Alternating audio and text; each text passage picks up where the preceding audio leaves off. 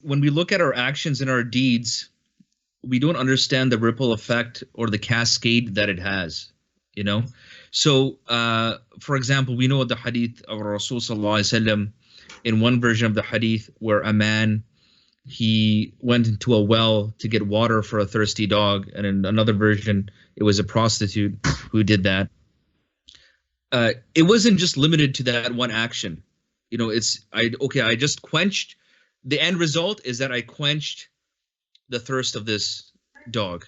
You understand what I'm saying? I think we should understand our actions have a personal effect, it has a societal effect, and it has an aakhirah effect.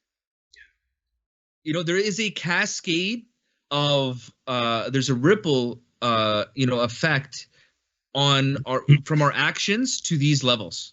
So for ourselves personally, what type of character am I reinforcing that I'm proving? Okay, this is the type of person I am. What am I doing to the environment? What am I doing to the people around me? What kind of effect does my actions have? And then there's an aakhirah effect. There's an aakhirah effect that was this sincere? Is this something that will better my position with Allah subhanahu wa ta'ala in the aakhirah? You know, and so for this act of kindness, Allah subhanahu wa ta'ala forgave that man. Allah subhanahu wa ta'ala forgave that prostitute.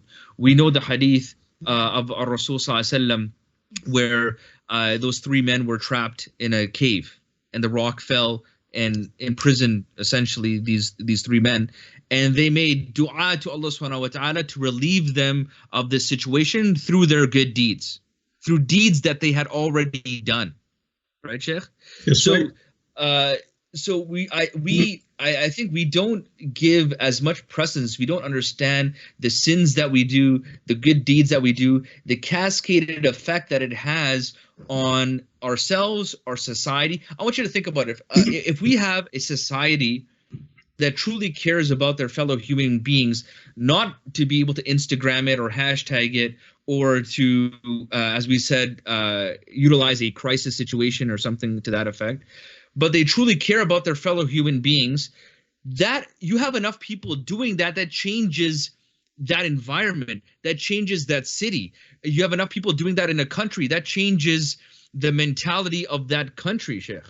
You know what I mean? It changes the environment of those people. And that's why I think it's so important for us now to really be very self-reflective of our actions. Understand that what we are doing now has an effect. You know, a lot of times, you know, people, they don't make that link. They don't make that link between their good deeds or their sins and their character. They don't make that link between what they're contributing to their environment and society at large. You know, they're helping to shape community. If you have enough selfish people within a community, that's going to shape the mentality of that community. That's going to help shape that mentality of that community. It's going to shape the direction that community takes, right, Sheikh? Yes, so right. I think we need to be very cognizant of that at this point, that what you do has a cascaded effect. We're seeing that in the environment. We're seeing that within our interactions with human beings. We're seeing that on our own selves, our own physical, mental well-being, our own spiritual well-being.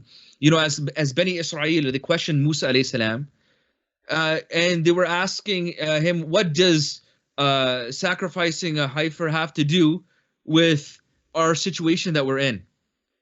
You know, when they were finding out, you know, who killed that man. What does that? What does one thing have to do with another? You know, for them, they're looking at it a very narrow focus, a very tit for tat, a very transactional focus. And sometimes we get into that, Sheikh. We look at our ibadah as transactional. I made dua. Okay, why didn't I get a response to this dua? I did this good deed. Why didn't I get a response for this good deed? I donated fi sabilillah. Why didn't I get my 10 times reward right now?